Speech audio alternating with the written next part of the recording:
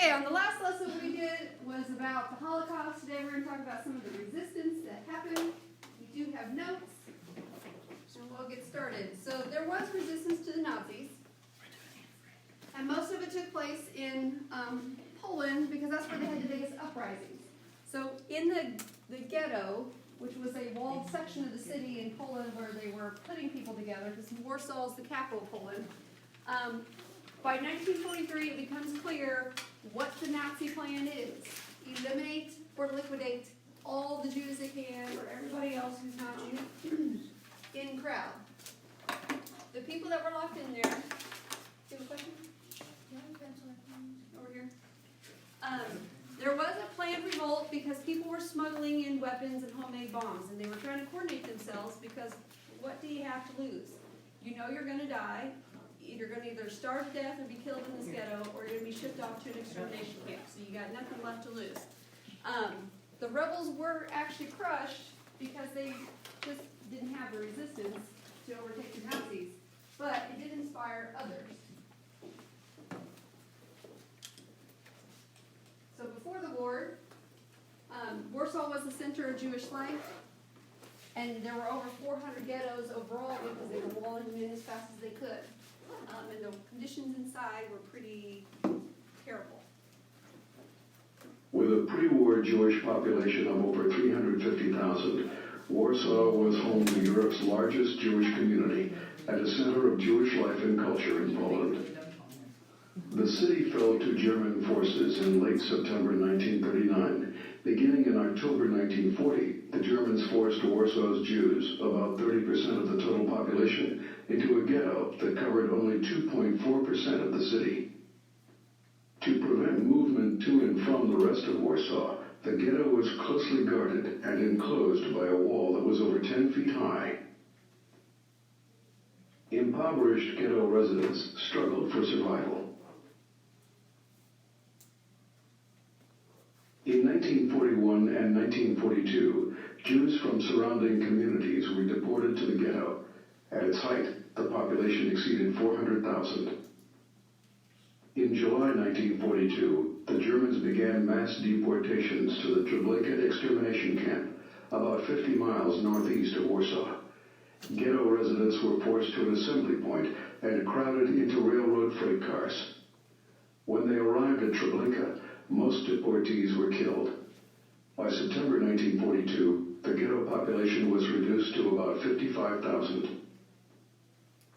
In January 1943, the Germans renewed deportations from the ghetto. Members of the Jewish underground resistance groups inside the ghetto took to the streets to resist the roundups. The Germans deported 6,500 Jews before halting the operation. During the next few months, resistance groups and individuals constructed bunkers and worked to obtain arms. When deportations were renewed in April 1943, the vastly outnumbered ghetto fighters fought back in an uprising that lasted nearly a month. At the end, the Germans burned the ghetto to force people out of their hiding places. By May 16, 1943, the Germans had crushed the uprising and left the ghetto area in ruins. Surviving ghetto residents were deported to concentration or extermination camps.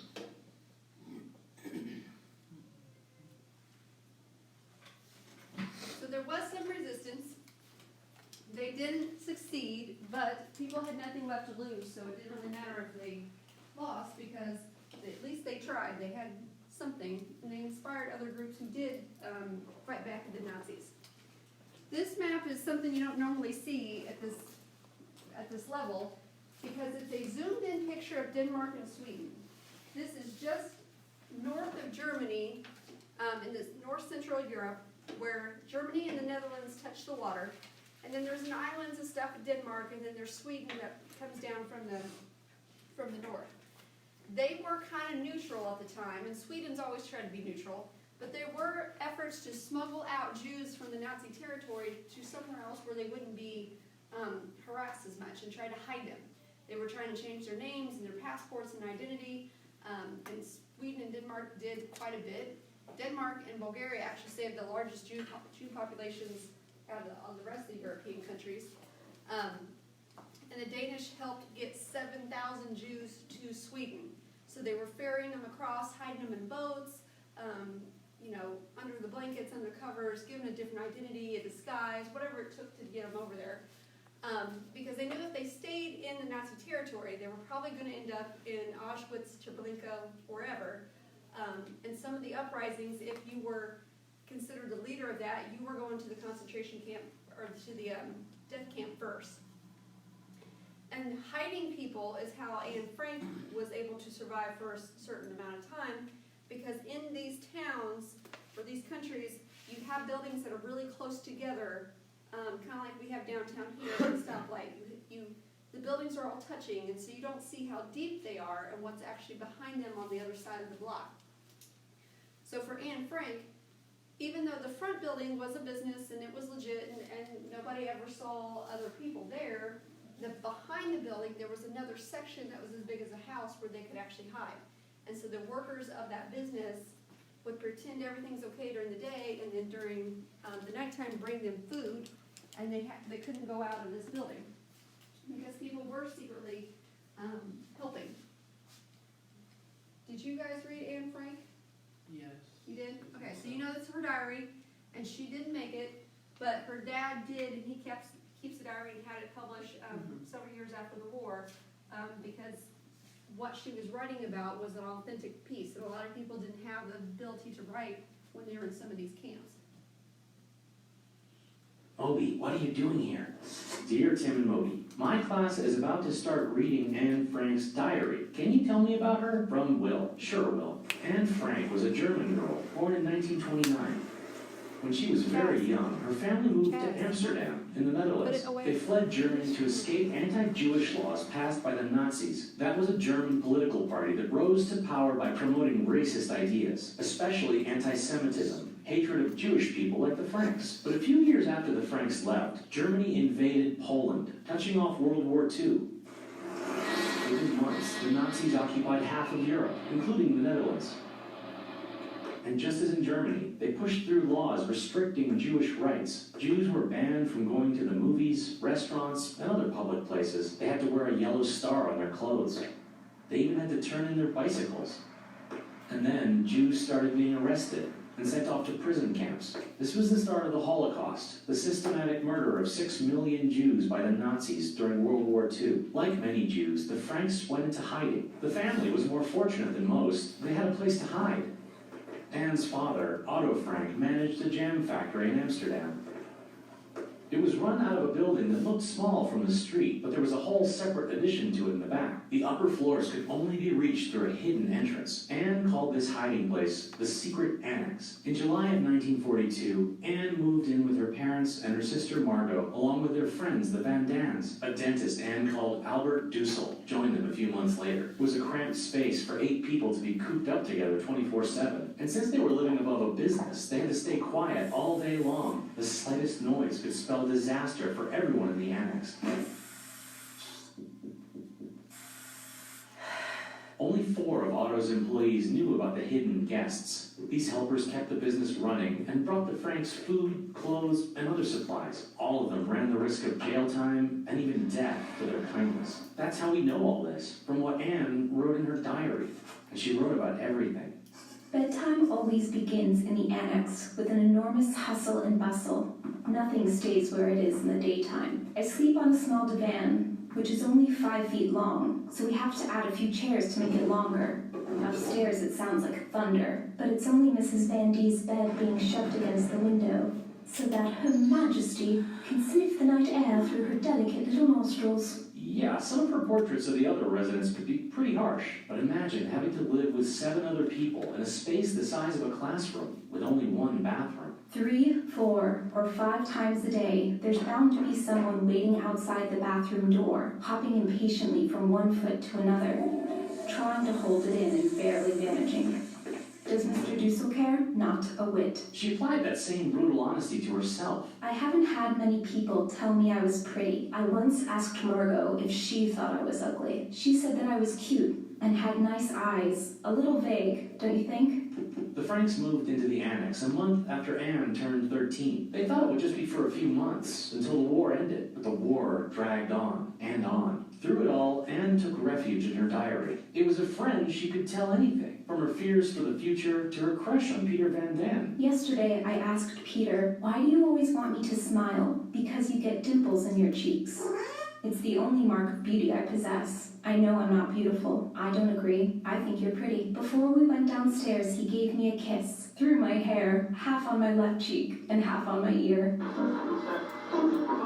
D-Day has come. Early this morning, the Allies began the assault on the northwestern The face. invasion has begun. Is this really the beginning of the long-awaited liberation? I have the feeling that friends are on the way. Maybe, Margot says, I can even go back to school in October or September. No, after a little more than 2 years, the diary suddenly stops. The annex was discovered by the Nazis, and everyone was arrested. Just weeks before her capture, she wrote this entry. I still believe, in spite of everything, that people are truly good at heart. I see the world being slowly transformed into a wilderness. I hear the approaching thunder that one day will destroy us too. I feel the suffering of millions. And yet, when I look up at the sky, I somehow feel that everything will change for the better. That this cruelty too shall end. That peace and tranquility will return once more. Anne ended up at a camp called Bergen-Belsen. She died of a fever in early 1945. She was 15 years old. More than 50,000 others died at Bergen-Belsen. And millions upon millions were tortured and murdered in the Holocaust. But we know Anne. Her diary reminds us that each of those millions has a story. Anne's diary was saved by one of the family's helpers, Miep Kies. It was published in 1947 with the help of Anne's father. Otto Frank was the only resident of the secret annex to survive the war. Today, Anne Frank, the diary of a young girl, is read all over the world in dozens of languages, and the secret annex has been turned into a museum. More than 1 million people visit each year. In one of the diary's final entries, Anne dreams of getting it published once the war is over. You've known for a long time that my greatest wish is to be a journalist, and later on, a famous writer. We'll have to wait and see if these grand illusions, or delusions, will ever come true. In any case, after the war, I'd like to publish a book called The Secret Annex. I also need to finish my thesis. So she died about 2 months before the European War was over, but her dad did save her diary. He was the only one to survive out of that group. Obi. And there were people who realized that the Jews were becoming refugees early on. In 1938, before Hitler invades Poland, and before the official start of the war, the Holocaust was already going on, and the Jewish attacks were already happening. And people were already starting to leave, and so 32 countries met to discuss, what do you do with all these people that are moving? Because people going to another place means they need resources, like jobs and food and living space. But this is in the middle of the Great Depression at the time, so we are all competing for those jobs and money and resources.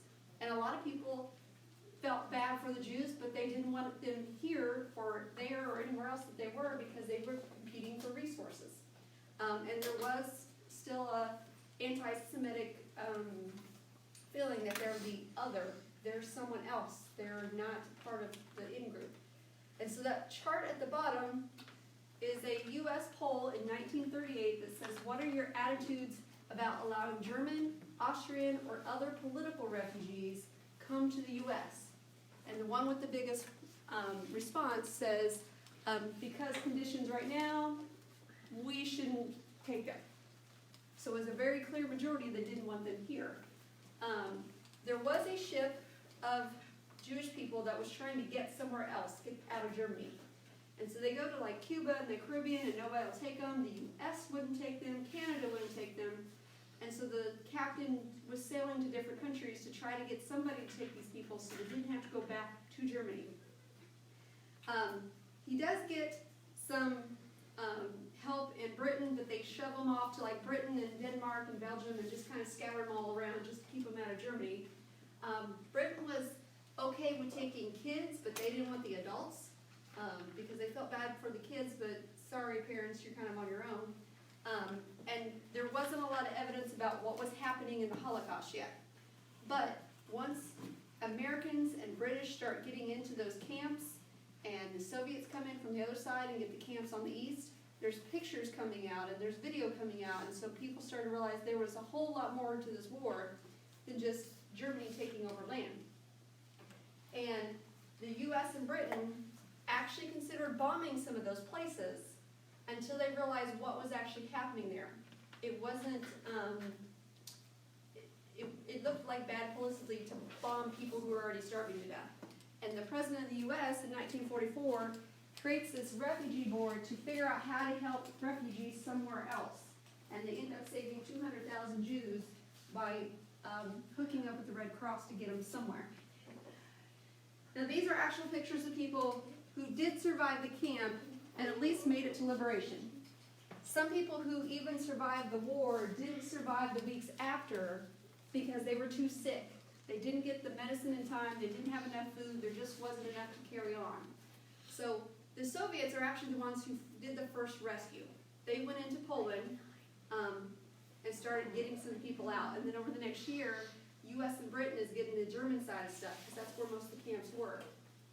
And some of them are hardly able to stand. And the one on the left, I don't know if that's a boy or a girl or how old that person is because their head's shaved and they're emaciated to the point of not even being able to carry their own weight. And when you are starving and sick, it's not like we can just give you a big old giant meal and have you, recover, because you can't take all those calories in at one time. It's got to be a slow recovery. And if you have an infection or you're sick, you're contagious, like with typhus at the time, we got to segregate you and make sure that you have the medicine and you don't spread more disease before we can rescue you. Because there was a Jewish refugee issue, and you had all these people who were coming out of camps that really had nothing to go back to anyway, there's an idea of giving them somewhere to go, because a lot of people didn't want to embrace Jewish people in their country, so give them somewhere else to be.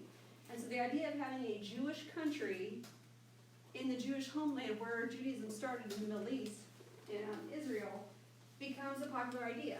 It had been talked about before, but it never really happened. But now there was a push to say they need to go somewhere, and they wouldn't be discriminated against if they were in their own homeland.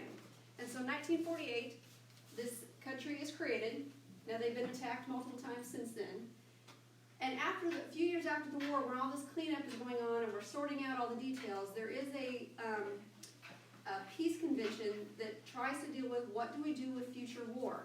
And genocide becomes a term that now exists if you are trying to kill off an entire race of people. And now it is a war crime, and if you are convicted, there is punishment for it. And we start applying this punishment to the surviving Nazis that we could get at. Some of them disappeared, or some of them died, but we did try to get some. And the Peace Convention made that a crime, and it's an international court, so it's not one country versus the other. Different rules. There's one international court that will deal with this kind of stuff, because you have different countries doing things like this. And genocide is still happening today, and we'll get to that over the next couple months.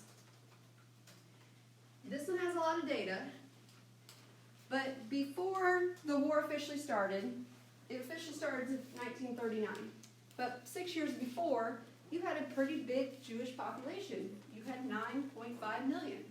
But by the time the war is over, and a few years after some of the people had been rescued from the camps, or they didn't make it, you're only down to a third of what you started with. And we know that's a lot of people who disappeared. There were a lot of men who were accused of homosexuality. They may or may not have been, but they also ended up in the camps. And then the other chart shows you all the other people they were trying to get into the camps. It wasn't just Jews. If you were disabled in any way, you had a speech impediment, you weren't mentally proficient, you had, weird leg, you were blind, you were not the in-group, and you were sent to the camps. A lot of Soviets ended up in the camps, and Russia has always had the highest death rate of both world wars. They've always taken a huge hit. Even people who weren't Jewish but were Polish and in the wrong area at the wrong time ended up in these camps. And then if you were a Roma, which is kind of another name for gypsies, they were also not in the in-group, and they get sent off to camps too. I'm gonna turn on your quiz. I will take your best score. And if you're missing any other brain pops, you need to get those turned in.